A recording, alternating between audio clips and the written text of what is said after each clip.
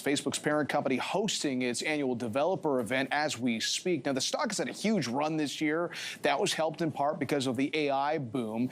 But we want to bring in Bloomberg Technology's Ed Ludlow, who is joining us from San Francisco. He's been tracking this big developer event. Right. And Ed, aside from the metaverse update, which we can talk about that, it feels like this is an opportunity for Meta to explain on the headset side how they're going to stay relevant versus Apple with the Vision Pro. I mean, what are you watching closely today? Yeah, look, I can tell you that the street is super focused on artificial intelligence, and that's kind of away from the metaverse and hardware side of this story. The stock down, maybe this is sell the news. We got the Quest 3. They told us that we would get the Quest 3 at Meta Connect. They're raising prices from $300 to $500. It's a mixed reality headset, right? And some of the functionality that they're talking about kind of speaks to the strategy against Apple. You know, you can have virtual reality where you are playing a video game or watching a movie within the headset, but a tap of the button turns it into mixed reality. In other words, images imprinted onto a projection of real life around you. One source that I was speaking to ahead of Meta Connect at the company was saying, like, we're really keen to demonstrate that we've worked out how the software and hardware work together. And, you know, the Apple Vision Pro is at a completely different price point, right? $3,500, but it comes with that exclusive Apple software and content that everyone is pretty excited about in the first instance. And lots of folks were looking to Meta and saying, okay, you've got your hardware, you've taken a gamble to raise prices because you've led this market to this point. What are you going to be able to do on this thing?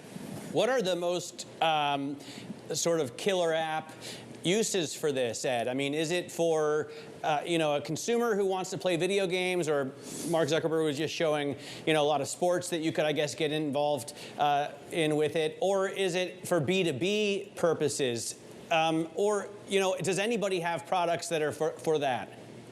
So far, it is very much a consumer-focused product, right? And heavy emphasis on video games in the virtual reality context. In the mixed reality context, the images that they've shown so far is the use case of imprinting a graphically generated image onto your living room. So that kind of speaks to who they're going after with this.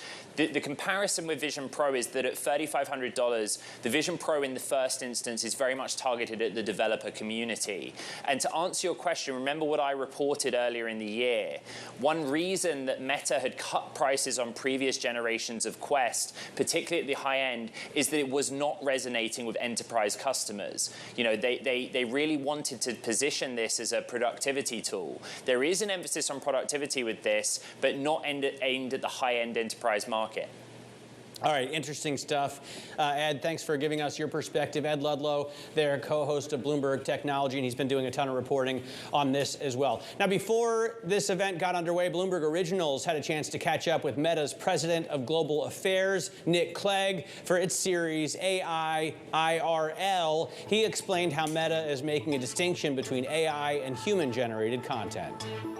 AI systems not only recommending content, but now increasingly generating content. So one of the things that we've been working on is how to make sure that people can distinguish between the provenance, the origin of something which is,